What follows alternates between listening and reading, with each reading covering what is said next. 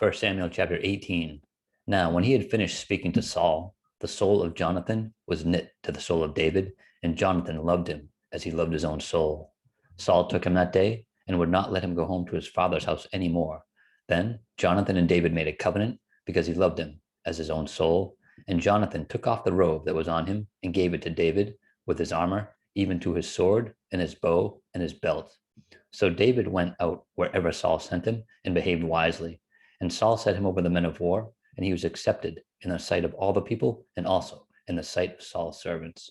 Now it had happened, as they were coming home, when David was returning from the slaughter of the Philistines, that the women had come out of all the cities of Israel, singing and dancing, to meet King Saul with tambourines, with joy, and with musical instruments. So the women sang as they danced and said, Saul has slain his thousands, and David his 10,000s. Then Saul was very angry, and the saying displeased him. And he said, they have ascribed to David 10,000s, and to me they have ascribed only thousands. Now, what more can he have but the kingdom? So Saul eyed David from that day forward. And it happened on the next day that the distressing spirit from God came upon Saul, and he prophesied inside the house. So David played music with his hand, as at other times, but there was a spear in Saul's hand, and Saul cast the spear, for he said, I will pin David to the wall. But David escaped his presence twice. Now Saul was afraid of David because the Lord was with him, but had departed from Saul. Therefore Saul removed him from his presence and made him his captain over 1,000. And he went out and came in before the people. And David behaved wisely in all his ways, and the Lord was with him. Therefore, when Saul saw that he behaved very wisely, he was afraid of him. But all Israel and Judah loved David because he went out and came in before them.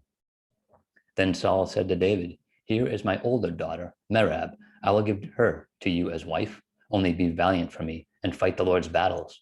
For Saul thought, let my hand not be against him, but let the hand of the Philistines be against him. So David said to Saul, who am I, and what is my life or my father's family in Israel, that I should be son-in-law to the king?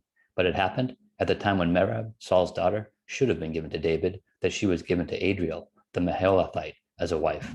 Now Michal, Saul's daughter, loved David, and they told Saul, and the thing pleased him. So Saul said, I will give her to him, that she may be a snare to him, and that the hand of the Philistines may be against him. Therefore Saul said to David a second time, you shall be my son-in-law today. And Saul commanded his servants, communicate with David secretly, and say, look, the king has delight in you, and all his servants love you. Now, therefore, become the king's son-in-law. So Saul's servants spoke these words in the hearing of David, and David said, does it seem to you a light thing to be a king's son-in-law, seeing I am a poor and lightly esteemed man? And the servants of Saul told him, saying, in this manner David spoke. Then Saul said, thus you shall say to David, the king does not desire any dowry, but 100 foreskins of the Philistines to take vengeance on the king's enemies. But Saul thought to make David fall by the hand of the Philistines. So when his servants told David these words, it pleased David well to become the king's son-in-law. Now the days had not expired. Therefore David arose and went, he and his men, and killed 200 men of the Philistines. And David brought their foreskins, and they gave them in full count to the king, that he might become the king's son-in-law. Then Saul gave him Michal, his daughter, as wife. Thus Saul saw and knew that the Lord was with David, and that Michal, Saul's daughter, loved him. And Saul was still more afraid of David. So Saul became David's enemy continually. Then the princes of the Philistines went out to war, and so it was, whenever they went out, that David behaved more wisely than all the servants of Saul, so that his name became highly esteemed.